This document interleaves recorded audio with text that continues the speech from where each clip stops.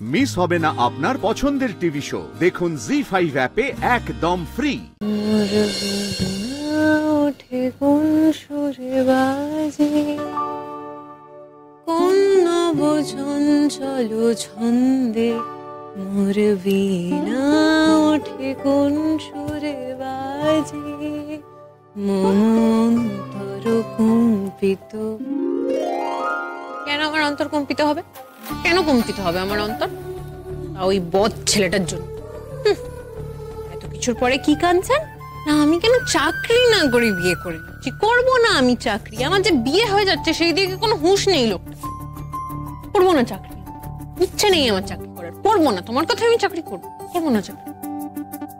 আসে কোন তরুণ অশান্ত ওরে বসনাঞ্চল প্রান্ত, আলোকের নৃত্যে বনান্ত।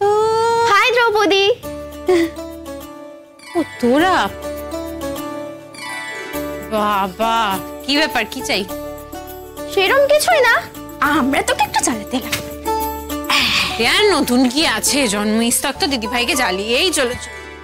আজকে ফরার চেঞ্জ, একটা কাজ কর, আজকে দিনকে আমায় রেয়াত করে দে, তোরা যা।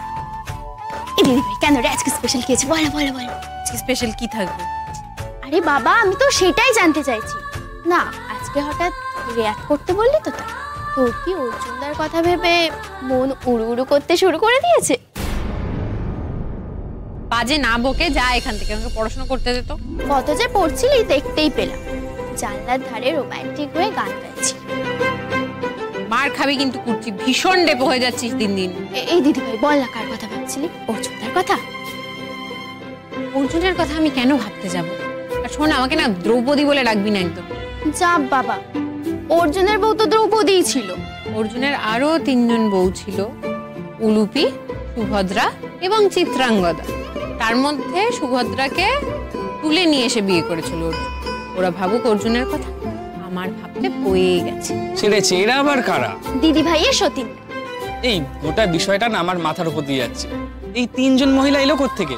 আর অর্জুন আবার কাকে কিডন্যাপ করেছে? মহাভারতের বিষয় তো, তোর মাথার ভেতর দিয়ে যাবেও না, তোর মাথার উপর দিয়েই যাবে। তুই ছেড়ে দে বাবা। তুই ওর কথা ছাড় তো দিদি ভাই।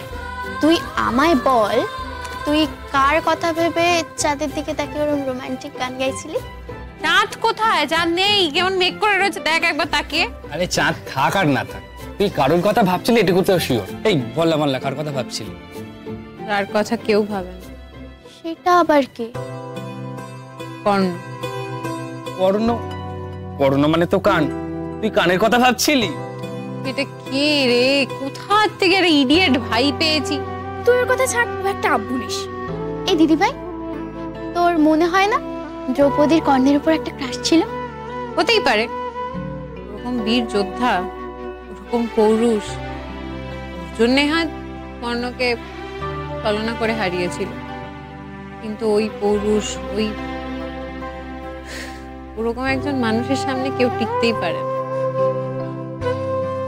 অবশ্য কর্ণ দ্রৌপদীকে অপমান করেছিল সকলের সামনে, সাংঘাতিক অপমান। জি5 ডাউনলোড করুন আর সব এপিসোড দেখুন একদম ফ্রি।